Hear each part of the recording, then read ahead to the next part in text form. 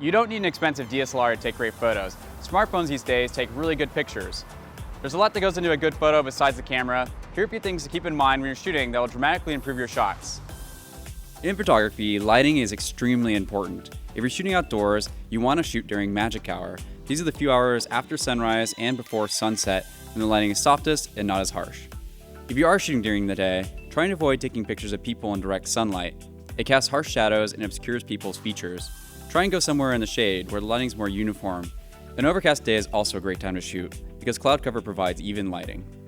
An important thing to keep in mind when you're shooting photos, make sure you're exposed to the brighter parts of a photograph. That way you're retaining all the information from the scene. If your photos are coming out too dark, you can always brighten them with editing software. My personal favorite is Lightroom. It has some really great presets and has very robust editing controls. Another popular option is Afterlight. You've probably heard of the rule of thirds. This is a key part of taking better photos. Most smartphones have a grid option that overlays over the camera app. Try using this to align points of interest when you're taking photos. When you're taking pictures of people, frame them so you're cutting them off mid-shin or mid-thigh. Also, try and be mindful of how much headroom you're leaving. Don't leave too much space above your subject or too little. Aim for something in between. If your native camera app doesn't give you a lot of control, maybe try using a third-party one.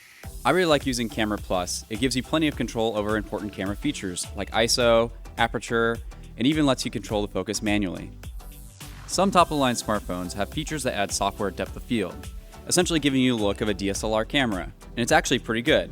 It works best when you have plenty of light and depth behind your subjects. If you're a selfie lover, I got some bad news for you. That front-facing camera isn't as good as the rear-facing one. So next time you're taking that selfie, maybe ask somebody to take that photo for you.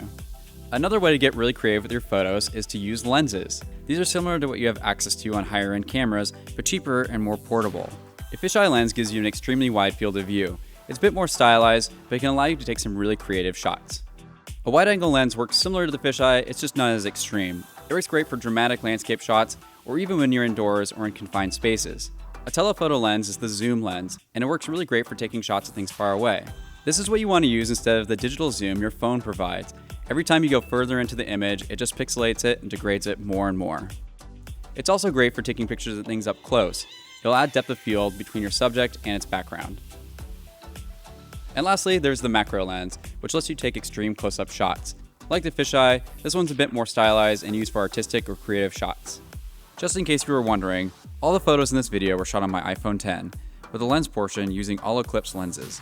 So as I mentioned at the beginning of the video, there's a lot that goes into photography besides the camera, and these tips will help you go a long ways in improving the photos that you take. But the biggest piece of advice I can offer is to practice. So get out there and start shooting.